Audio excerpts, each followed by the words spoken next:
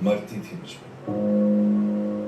और सच पूछो तो मेरी भी बहुत मर्जी थी कि उससे शादी हो जाए, लेकिन बस घर वाले नहीं माने। इस शो को देखते देखते ना पता नहीं मेरे दिमाग में कितनी चीज़ें आ गई हैं जो शायद मैं एक यूट्यूब वीडियो में कह भी नहीं पाऊँगी। जिन्होंने इस शो को देखा है उन्हें तो पता है, पर फ़िलहाल मैं उन लोगों के लिए बता दूँ जिन्होंने नहीं देखा है कि इस शो में दिखाया गया है कि कैसे एक पर्सन आपकी लाइफ को सिर्फ अपनी बातों से रुइन कर सकता है। उसके लिए हाथ उठाना ज़रूरी नहीं है, उसके लिए मारना तो बिल्कुल भी ज़रूरी नहीं है।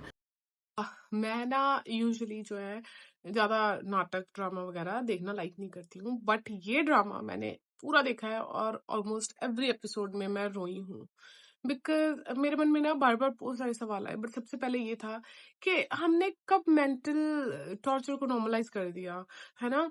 ये कब डिसाइड हो गया कि अगर कोई आप पर हाथ नहीं उठा रहा है, तो वो वायलेंस नहीं है। ऐसा कैसे हो गया, है ना? और अगर कोई आपको रोज़ बातों से तोड़ रहा है ना, और अगर कोई आपको बार-बार कंपेयर कर रहा है, अगर कोई आपको बार-बार नीचा दिखा रहा है, तो वो वायलेंस नहीं है क्या?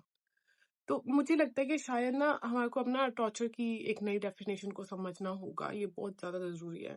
पहले लोग हाथ उठाते थे, बहुओं को, बेटियों को जला देते थे, मार देते थे, है ना? तो क्या होता था, उनको पता था कि कानून सज़ा देगा, तो उन लोगों ने क्या किया, अब अपना टॉर्चर का टेक्निक बदल दिया है। उन्होंने अब इंस्टेड ऑफ हाथ उठाना ना, उन्होंने वर्ड्स उठाना शुरू कर दिया है। उन्होंने ना लोगों को अपनी बातों से तोड़ना शुरू कर दिया है, और जो उसकी सज़ा है ना, वो सिर्फ़ वो इंसान भोगता है, जो कुछ बोलता ही नहीं है, जो चुप रहता है ना? वो उसकी सज़ा सारी सज़ा भोग रहा है, और जो जो लोग बोलते हैं ना, वो कूल रहते हैं, वो चिल रहते हैं, उनको कोई फ़र्क नहीं पड़ता है। तो अगर कोई आपको बार-बार क्रिटिसाइज़ कर रहा है, आपको बार-बार कंपेयर कर रहा है, आपकी हर छोटी-छोटी चीज़ को टोक रहा है ना, तो वो वायलेंस है, एंड यू शुड उसके अगेंस्ट आपको कुछ करना ही चाहिए, चाहे किसी भी तरीके से।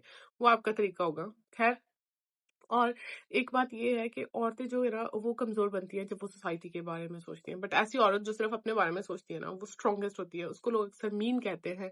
बट सोसाइटी भी तो हमेशा से औरतों के लिए मीन ही रही है ना। तो मुझे लगता है कि इट्स द हाई टाइम कि women should support each other rather than criticising और कंपेयरिंग। और इट्स हाई टाइम कि हर कोई अपनी आइडेंटिटी के लिए लड़ना और बोलना सीख ले। क्योंकि जैसा अब ज़माना हो गया ना, अगर इस ज़माने में आप अपने लिए बोल नहीं पाते हो ना, तो आपको ही बेवकूफ़ कंसीडर किया जाता है, ना कि अच्छा कि हाय कितनी प्यारी है, कभी बोलती नहीं है, कभी जवाब नहीं देती है। ऐसा नहीं होता है। आप बेवकूफ़ कंसीडर किए जाते हो कि इसको तो कुछ समझ ही नहीं आता है, इसको जो मर्ज़ी बोल दो, इसको पता ही नहीं लगता है। लोग ऐसा सोचते हैं फिर।